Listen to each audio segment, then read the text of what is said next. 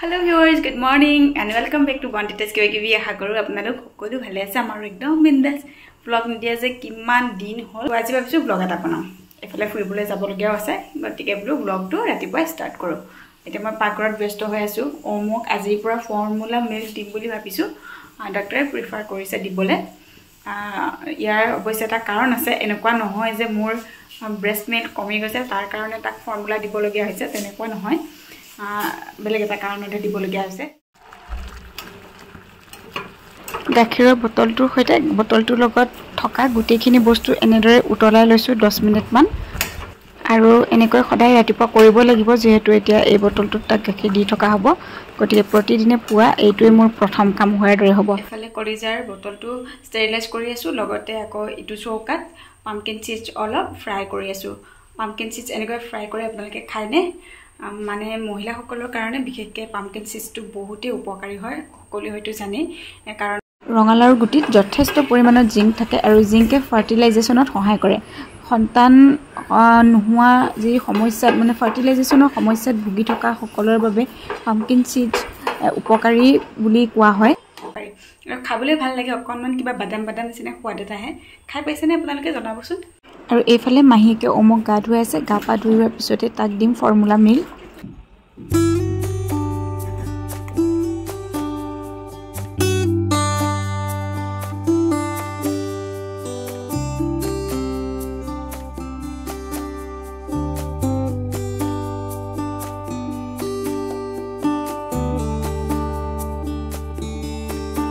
Omar formula মিল্কটো মামিলেকৰ হয় আৰু এটো ধুনিয়া এটা টিনৰ বাকস মানে টেমাত আহিছে বাকসে কুপলে উলাইছো এটা ধুনিয়া টিনৰ টেমাত আহিছে আৰু এয়া মই বটলটোত মানে 30 ml কৈ মেমে দিবলৈ কৈছিলে কিন্তু মই আজি প্ৰথম দিম যেহেতু গতিকে তাক 10 ml দি ট্ৰাই কৰি চাব বিচাৰিছো হি খায় নে নাখায় আৰু তাতে পানী দিছো প্ৰথমে যেখিনি পানী তাক দিবলৈ লৈছো সেই পানীখিনি প্ৰথমে ভালদৰে উতলাই লৈছো আৰু উতলাই ঠাণ্ডা কৰি লৈছো একেবাৰে ঠাণ্ডা কৰি লোৱা নাই অকণমান কুহুমিয়া হৈ আছে যেটো ব্ৰেষ্ট মিল্কৰ টাপ থাকে হিমানটো জুখতে পানীখিনি মই ৰাখিছোগে তাৰ পাছত হেখিনি এটা হট ওয়াটাৰ বটলত ষ্টৰ কৰি ৰাখিছো পিছলৈ যাতে আকৌ দিব লগা হলে বাৰে বাৰে গৰম কৰি থাকিব লগিয়া নহয় আৰু এতিয়া 10 ml দিছো যেহেতু গতিকে চামুচখনৰ আধাতকে অলপমান কম কৰি দিছো যদি 30 ml দিয়া হয় তেনেহলে ফুল 1 চামুচ দিব লাগে আৰু এই টেমাটোৰ ভিতৰতে এখন চামুচ আছে সেই চামুচখনৰ জুখেৰে দিব লাগে কিন্তু এতিয়া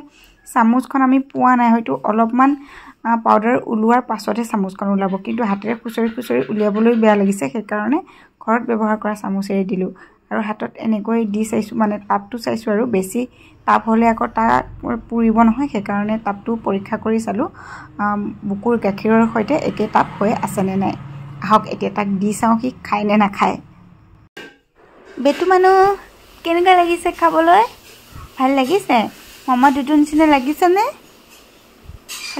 ভাল লাগিছে কৈছে নে নাই কবিতলৈ আজি প্ৰথম দিছো যেহেতু কি খাবলৈ ভালদৰে জনা নাই কিন্তু এনেকুৱা নহয় যে কি একেবাৰে খাবলৈ ইচ্ছা কৰা নাই মুখৰ ভিতৰলৈ যিখিনি গৈছে সেইখিনি গিলিছে খাব চাগে এনেকুৱা লাগিছে আৰু মোৰ কি বেয়া পোৱা নাই যেন লাগিছে আৰু তাক হেফালে দুটানিটো দি থৈ আহি মই হুমালৈ হি পাকঘৰত আকৌ ভাতকিটা বহাই দিও বাকিখিনি বস্তু প্ৰায় ৰেডি হৈছে এতিয়া ভাতকিটা পাতি দিও আৰু খাই মেলি গুটেকিটাই অকণমান জিৰাই উলাই যাও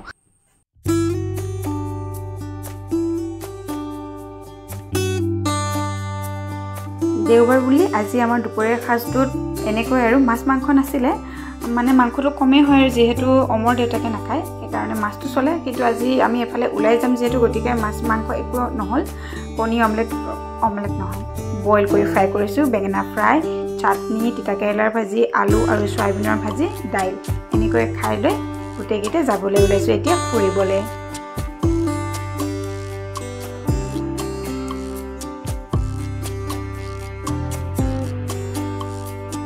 আমি গৈ আছো ধৰমতুল হাইৱেৰ কিনাৰত থকা ভোজনালয়লৈ মোৰ বন্ধু প্ৰণৱ সিংহই এখন কি কম হোটেল কম নে ধাবা কম নে ৰেষ্টুৰেণ্ট কম কিবা এখন খুলিছে আৰু নাম ভোজনালয় এয়া আহি পালোহি আমি আৰু যিসকলে নগাঁও জাগিৰোড নগাঁও হাইৱে অহা যোৱা কৰে তেওঁলোকে এটা জুনৰ দৰে দীঘল পুখুৰী প্ৰায় 700 মিটাৰমান দীঘল পুখুৰী নিশ্চয়কৈ দেখিছে দৰমটোলৰ হাইৱেৰ ওচৰত।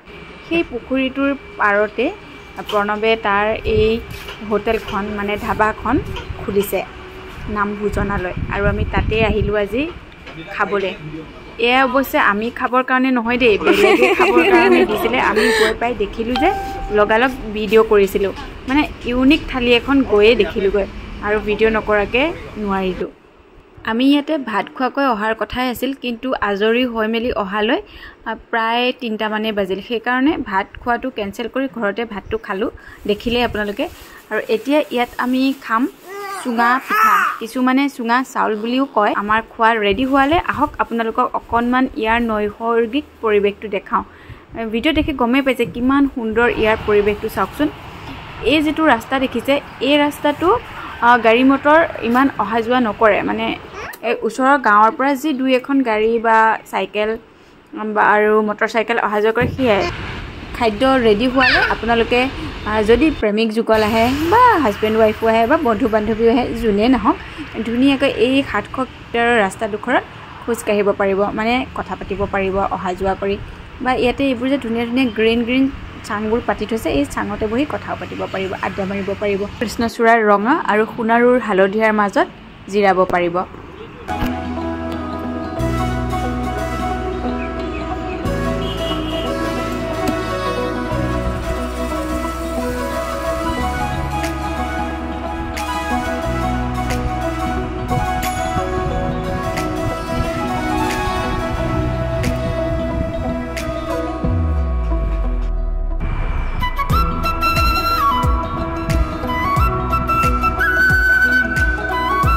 First experience.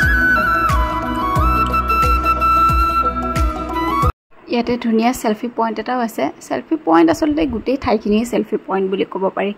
আমি অলপ সন্ধিয়ালৈকে ৰৈ দিলোঁ, চাহকাপ খাই যাওঁ বোলো। গৰমে গৰমে দুপৰীয়া চাহকাপ খাই ইমান এটা ভাল নালাগে, অলপ সন্ধিয়া হ'লে ভাল লাগে। যিহেতু আমি আহি পাওঁতে 4টামানে বাজিল, গতিকে 6টালৈ ৰৈ দিওঁতে আৰু বৰ বেছি সময় ৰোৱা যেন নাই লগা। অলপ অলপ এয়া এন্ধাৰ হ'বলৈ আৰম্ভ কৰিছে। ক'ৰবাত আগতে আপোনালোকে নাৰিকলৰ লাৰুৰে চাহ খাই পাইছিলনে বাৰু? ভোজনালয়ৰ মূল লক্ষ্যটোৱে হৈছে থলুৱা যিখিনি বস্তু সেইখিনি ছাৰ্ভ কৰা। আজি আপোনালোকে চুঙা পিঠা আৰু নাৰিকলৰ লাৰুৰে চাহ, এই দুটা থলুৱা বস্তু দেখিলে লাহে লাহে আৰু বহুত ইউনিক কিবা কিবি দেখিবলৈ পাব। এতিয়াই মই কৈ নিদিওঁ, যিহেতু সেই ডিছসমূহ ছাৰ্ভ কৰা নাই এতিয়ালৈকে। কৈ দিলে আকৌ কোনোবাই আইডিয়াটো লৈ ল'ব ন, সেইকাৰণে। কিন্তু কৈছোঁ আপোনালোকক আনকমন বহুত কিছুমান ইউনিক ডিছ আপোনালোকে ভৱিষ্যতে ইয়াতে পাব। Our hearts beat to the city streets. We began to feel the fire.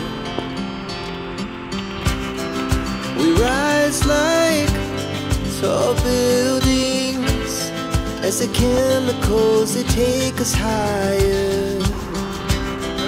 The night's young, it has just begun as she puts her hand in mine. Pranab সিংহ, নমস্কাৰ। মোৰ মানে একদম ঘৰুৱা বাল্য বন্ধু, ঘৰৰ কাষৰ। এতিয়া কেনেকৈ আইডিয়া কেনেকৈ আহিল ভোজনালয় বনোৱা? আইডিয়া মানে আমি ঘৰুৱা ভোট জলকীয়া আচাৰ আৰু মিঠাতেলটো আৰম্ভ কৰি আছিলোঁ। তাৰপাছত আচাৰ তেল কাম আমি কৰি থকাৰ পাছত ভাবিছিলোঁ যে আমাক এনেকুৱা এটা লোকেশ্যন লাগে য'ত আমি বস্তুখিনি ৰাখিব পাৰোঁ আৰু তাৰ পৰা যিসকলে আগ্ৰহ কৰে সেই বস্তুখিনি ল'বৰ কাৰণে সুবিধা হয়। আৰু তাৰ কাৰণে আমি হাইৱে কাষতেই ধৰমটোল কপিলি ব্ৰীজখন নাপাতে এইখিনিতে আমি ভোজনালয় আৰম্ভ কৰিছোঁ। আমাৰ মূল উদ্দেশ্যটো হৈছে আমাৰ অসমৰ যিখিনি থলুৱা খাদ্য সেইখিনি পেকেজিং ৰূপে বিক্ৰী কৰা আৰু লগতে থলুৱা খাদ্যখিনি আমি লগে লগে ছাৰ্ভ কৰা। আৰু ভাতৰ থালি আমি বিশেষকৈ ছাৰ্ভ কৰোঁ, অসমীয়া ভাতৰ থালি। শাক পাত আছে, চাটনি আছে, অসমীয়া আচাৰখিনি পাব। আৰু তাৰ লগতে ভাটিবেলা আমাৰ এই ঠাইডোখৰত আপোনালোকে চাহ খাবলৈ পাব, ৰুটি পাব। আৰু লগতে দেওবাৰ বিশেষকৈ আমি চুঙা পিঠা স্পেচিয়েলো ৰাখোঁ। আজি আমি পালোঁ আহি, আৰু A few moments later. ঘৰ আহি পালোঁ। আহি থকা ভিডিঅ' কৰিবলৈ নহ'ল, যিহেতু গাড়ীতে শুই গ'ল, এন্ধাৰো হ'ল সেইকাৰণে। আৰু আহি তাক ফ্ৰেছ কৰি কাপোৰ কানি সলাই দিলোঁ আৰু শুৱাই দিলোঁ। আজিৰ ভিডিঅ'টো এইখিনিতে শেষ কৰিব ওলাইছোঁ। যদি এই ভিডিঅ'টো চাই ভাল পাইছে তেন্তে লাইক, কমেণ্ট আৰু ছাবস্ক্ৰাইব কৰিবলৈ নাপাহৰিব। লগতে আপোনালোকে ভোজনালয়ত ভিজিট কৰিব বুলি আশা কৰিলোঁ। বিশ্বাস কৰক বহুত ভাল পাব আপোনালোকে। তেনেহ'লে আজিলৈ আহিছোঁ বাই ভালে থাকক সকলো নতুন এটা ভিডিঅ'ৰ সৈতে আকৌ লগ পাম